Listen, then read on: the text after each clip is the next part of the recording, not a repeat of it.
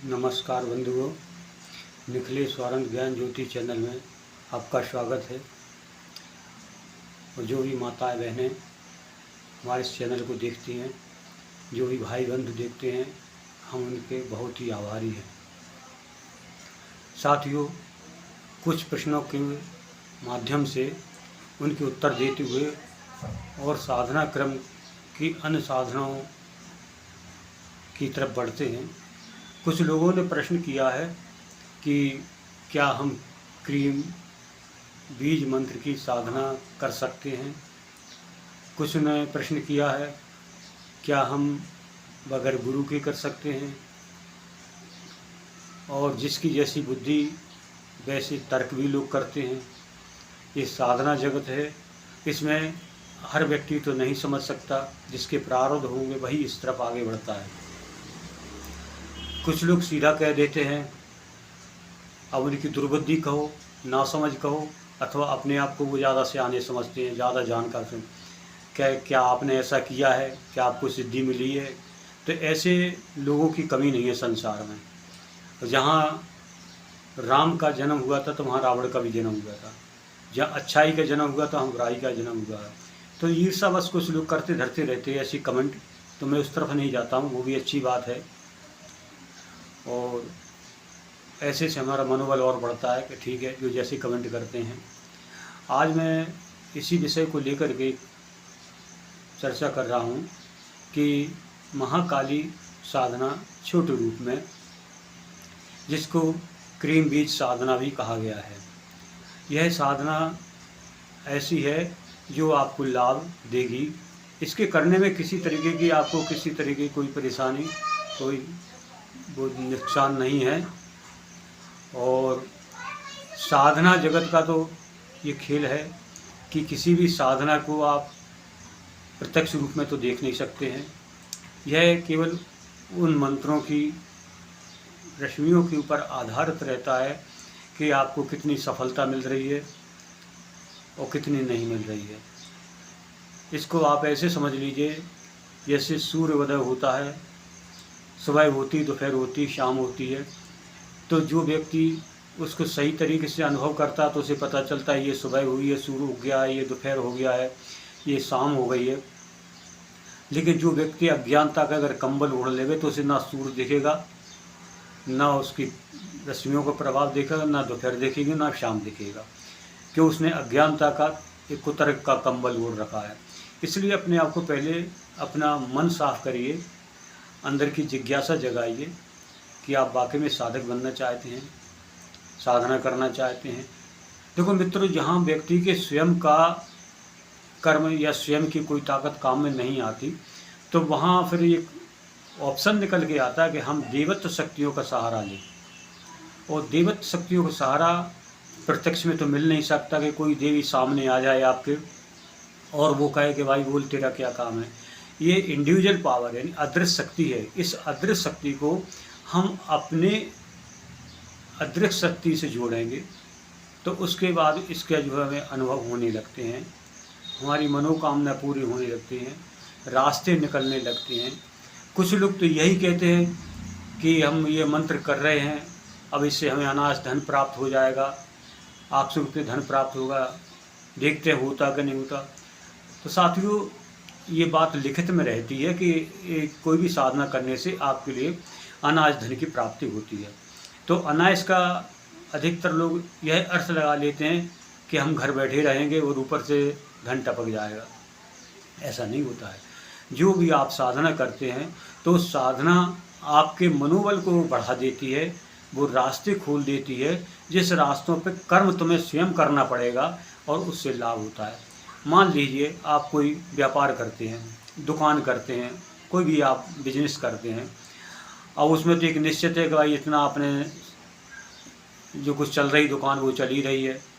और उसमें ये हो जाता है कि जहाँ आप कि मान लो 1000 रुपये, 2000 रुपये या 10,000 रुपये की आपकी बिक्री होती है, वो तो वहीं साधना के क्रम में क्या होता है, जब साधना अनुकूल होती है तो दैवत्व कृपा से आपकी इससे कई गुना ज़्यादा बिक्री बढ़ जाती है। बिक्री कब बढ़ेगी? जब आपके पास ग्राहक आएंगे, आपके पास सामान होगा, अब ऐसा भी नहीं हो सकता कि ग्राहक आ रहा है, आपके पास पूंजी भी नहीं है, सामान नहीं है, तब भी कुछ नहीं होगा, तो वो भी करना पड़ेगा आपके लिए।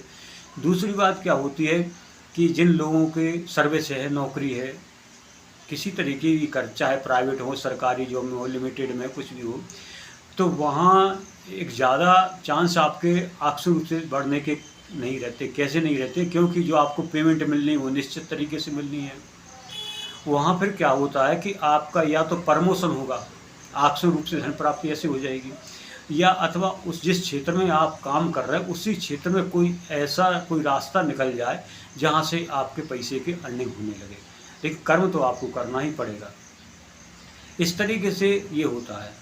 और फिर तीसरी बात एक ये भी आती है कि अगर आप साधना करते हैं और साधना अनुकूलता में जाती है तो आपको किसी तरीके से अनाज धन की प्राप्ति का मतलब अचानक से रास्ते में पड़े पैसे मिल जाए। आपने चोरी तो किसी की नहीं है, तो वो भी एक अनाज धन के उसमें होता है, जहाँ हमने किसी के कोई गलत काम नहीं किया और हमें रास्ते में पड़े पैसे मिल गए और उससे हमें सहयोग प्राप्त हुआ। इसका मतलब ये भी आता है साधना में, अगर आपको अनाज धन की प्राप्ति होती है, चाहे लॉटरी के माध्यम से हो, चाहे आपकी व्यवसाय के माध्यम से हो, चाहे पदोन्नति के माध्यम से हो, अथवा कोई साइड में से कोई ऐसा रास्ता निकल जाए वहाँ से हो आपके लिए, तो उसमें आप उस पैसे का गलत उपयोग नहीं करेंगे। जैसे अभक्ष भोजन करना, दारू पीना, जुआ खेलना, इस तरीके से ये काम नहीं करेंगे आप। तो उसमें से जो सात्विक कार्य है वो आप कर सकते हैं, घर गृहस्थी में खर्चा कीजिए, सब कुछ ही, कोई दिक्कत वाली बात नहीं होती। अब थोड़ा सा इस तरफ आते हैं कि साधना में मुहूर्त का क्या विधान होता है। तो मुहूर्त एक ब्रह्मांडीय संरचनाओं की एक उनकी जो किरणें होती हैं उनका एक सम्मिश्रण काल होता है कि किस समय कौन सी लग्न वर्तमान हो रही है, किन ग्रहों का प्रभाव है, आपके अनुसार कौन सी सटीक है, कौन सही है, उसके लिए उसको देखा जाता है, उसे भी लिया जाता है। अब यहाँ एक बात और कर दूँ कि इसमें ये भी देखा जाता है कि जो जन्म कुंडली आपकी होती है और उसमें अगर ग्रहों का प्रभाव सही है, ग्रह आपको आध्यात्म तरफ के लिए ले जाने वाले हैं, बृहस्पति आपका सही है, शनि भी आपका सही है, केतु सपोर्ट कर रहा है, तो ऐसे में व्यक्ति जो है अध्यात्म में आगे बढ़ता है। अब कुछ लोग तो यही कहते हैं कि जब कर्म का विधान ही, कर्म का फल ही मिलना, तो हमें भक्ति करने से या साधना करने से क्या मतलब। देखिए, कर्म तो कर्म करना पड़ता है, क्यों? कर्म हुए जो विधान आपको मिला उस विधान को आप फॉलो कर रहे हैं और फॉलो तो करना ही पड़ेगा। तो इन्हीं सब शब्दों के साथ में आज क्रीम बीज साधना की तरफ बढ़ रहा हूँ कि क्रीम बीज साधना आप करना चाहते हैं तो करें। इस साधना को, यह क्रीम बीज साधना महाकाली की साधना कही गई है और यह जो रूप दे रहा हूँ बिल्कुल छोटा रूप है, इसको कोई आप लंबे रूप में ना समझेंगे, कोई विशेष काली महाविद्या की साधना के बारे में कर रहा हूँ। एक छोटे रूप में जो महिलाएं भी कर सकते हैं, पुरुष भी कर सकते हैं, कोई भी कर सकता है, इसमें किसी तरह कोई आपको नुकसान नहीं है। और इसको अगर आप आस्था के साथ करेंगे, विश्वास के साथ करेंगे तो आपको लाभ निश्चित ही मिलेगा। जिन लोगों के लिए घर में परेशानियां हैं, उनके मान लीजिए पितृगण, जो लोग कह देते हैं आपके पितृगण सही नहीं हैं, उनकी वजह से आप परेशान हैं, कुछ लोग कहते हैं आपकी कुल की देवी आपसे नाराज है, कुछ लोग अन्य बातें कर देते हैं, तो इन सबों को एक समाविष्ट करके एक रास्ता है कि आप क्रीम बीज की साधना का मतलब एक दैनिक क्रिया में इस चीज़ के लिए करें, और दैनिक क्रिया में करेंगे तो इसके आपको लाभ मिलेंगे। पहली बात तो ये है कि जब आप इसको करेंगे तो आपकी वाणी सही होने लगती है, यानी सात्विक होने लगती है। और दूसरी बात, आपका मन स्थिर होने लगता है। ये जब करने की बात कर रहा हूँ, शुरुआत में तो मन भागेगा इधर उधर, शुरुआत में तो आपको क्रोध भी आएगा, लेकिन आपको उस तरीके से चलते रहना है। तो इन साधना से करने से आपके लिए बहुत लाभ प्राप्त होगा। अब साधना की तरफ बढ़ते हैं कि आप जो है एक नॉर्मल तरीके से किस तरीके से इसको करें जो आपको लाभ दे घर गृहस्थी में। उसमें यही है कि आप जो भी आपका पूजा स्थल हो, उस पूजा स्थल पे लाल वस्त्र बिछा दें किसी बाजूट के ऊपर या पाटा हो उसके ऊपर, और उसके ऊपर आप एक तरफ गणेश जी का रूप बना दें, चावल की ढेरी बना करके, और एक तरफ जो है भैरव का रूप बना दें, केवल सुपारी रख के करना आपको, और दोनों पे सिंदूर चढ़ा दें, भोग इत्यादि। बीच में अगर आपके पास अगर मान लो काली की फ़ोटो है, चित्र है, तो आप उसको रखें, और उनके बगल से आप अपने गुरु को स्थापित करें, चित्र के माध्यम से करें। और आपके पास चित्र नहीं है तो आप सुपारी का रूप दे करके और चावल की ढीर बना के उस पर सुपारी के रूप में उनका पूजन करें सर्वप्रथम। और अगर आपके पास काली यंत्र है तो आप उसको रख सकते हैं, और लेकिन काली यंत्र सिद्ध होना चाहिए, प्राण प्रतिष्ठित वही रखें। फालतू से बाजार से खरीद कर रखने का कोई औचित्य नहीं बनता है, उसको लाभ भी नहीं देगा। और अगर आपके पास मान लीजिए चित्र भी नहीं है, कुछ भी नहीं है, गुरु का चित्र नहीं है, तो आप उस जगह गुरु के लिए 2 फूल रख दीजिए, उनका आसन दीजिए, और महाकाली के लिए भी आप वहाँ पे आसन दीजिए फूल के रूप में, और फिर उनकी पंचोपचार से पूजन कीजिए। पहले गणपति को स्मरण कीजिए, पहले अपने कुल के देवी देवताओं को स्मरण कीजिए, क्योंकि सबसे प्रथम जो पितृगण ही आते हैं, वो दिखाई दें ना दें, आपको मालूम हो ना हो, पितृगणों को याद कीजिए, अपनी कुल की देवी को याद कीजिए, 10 दिशाओं को देवताओं को नमन कीजिए, और गणपति भगवान का सूक्ष्म पूजन कीजिए। इसके पूजन के उपरांत में फिर आपके लिए महाकाली का पूजन करना है, अपने गुरु का पूजन करना, फिर महाकाली का पूजन। महाकाली के पूजन में पंचोपचार से ही पूजन कीजिए, जो भी आपके फूल माला इत्यादि हैं या जो भी हैं, उस तरीके से आप उसका पूजन करिए। पूजन करने के उपरांत माला इत्यादि चढ़ा दें, और इसके माला चढ़ाने के उपरांत में आप जो है वहीं बैठ करके और इसका मंत्र जप जो बता रहा हूँ आपको, मंत्र डिस्कशन बॉक्स में लिख दूंगा, उस बॉक्स से आप मंत्र ले लें। किसी तरीके का आपको इसमें माला करने की आवश्यकता नहीं, क्योंकि ये बिल्कुल सूक्ष्म और साधारण प्रयोग है आपके उपयोग के लिए, और हर किसी के लिए, घर में कोई भी कर सकता है इसके लिए। तो आप अपना अंदाज लगा लें कि आपके लिए। और अगर आप एक और बता दें, अगर मान लीजिए दीक्षा नहीं ले, गुरु नहीं है आपके, तो आप भगवान शिव को आप गुरु मान करके उनके फूल पुष्प से आसन दें, उनका पूजन कर दें पंचोपचार से। गंगा जल का लोटा भर के रखेंगे, या आपके धूप दीप अगरबत्ती लगाएंगे, इसमें कोई कहने की बात है नहीं है। इतना तो जब आप साधना में तो इतना तो आप जानते ही हैं। और उसके बाद उसका अब ये मंत्र आपके लिए अपने स्वयं में निर्णय कीजिए कि हम 108 बार उच्चारण करेंगे अथवा आगे करेंगे। तो ये स्वयं निर्णय करिए कि इस मंत्र को हम कितनी बार उच्चारण करेंगे। इसमें बात इतनी सी है कि आप जो भी मंत्र उच्चारण करें उसको निश्चित टाइम रखें। अगर आप सुबह करते हैं तो सुबह निश्चित टाइम रखें, या शाम को करते शाम को निश्चित टाइम रखें, या रात में करते हो तो रात में निश्चित टाइम करें। अगर रात में अगर करें तो 9:30 के बाद करें, और सुबह करें तो सुबह आप प्रातःकाल जो बजे आपका टाइम, वो टाइम एक फिक्स करिए। आप उस टाइम में आपके लिए उस मंत्र का जप करना है। मंत्र जप करने के उपरांत में अगर गुरु मंत्र आप, तो पहले गुरु मंत्र करिए आप, और उसके बाद में गुरु मंत्र की एक माला तो कर ही लीजिए। अगर गुरु मंत्र नहीं है तो नमः शिवाय पहले कर लीजिए, आपके नमः शिवाय, नमः शिवाय मेरे यही गुरु हैं।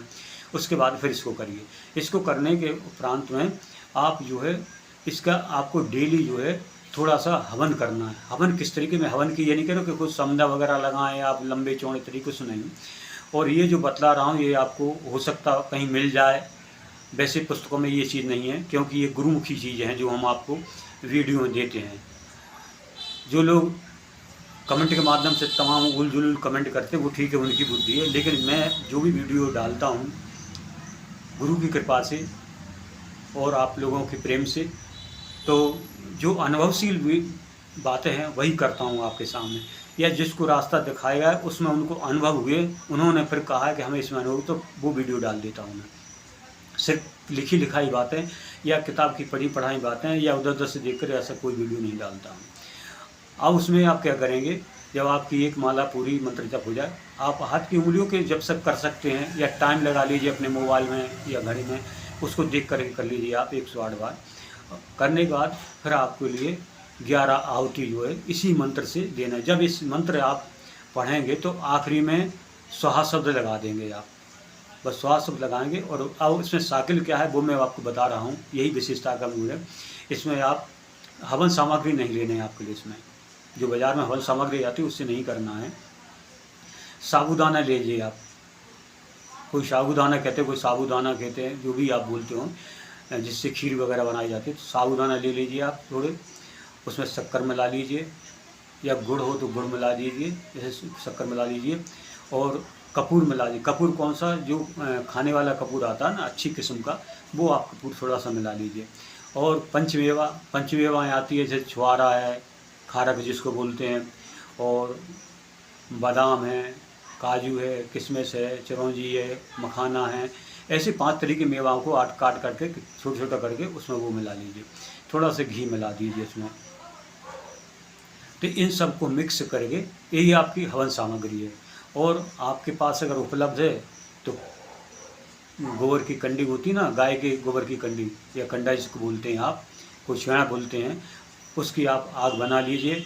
और या फिर कोई मलिया हो कोई जगह, उसमें कंडी लगा करके उसमें आप कपूर रख के या बत्ती रख करके उससे जला दीजिए।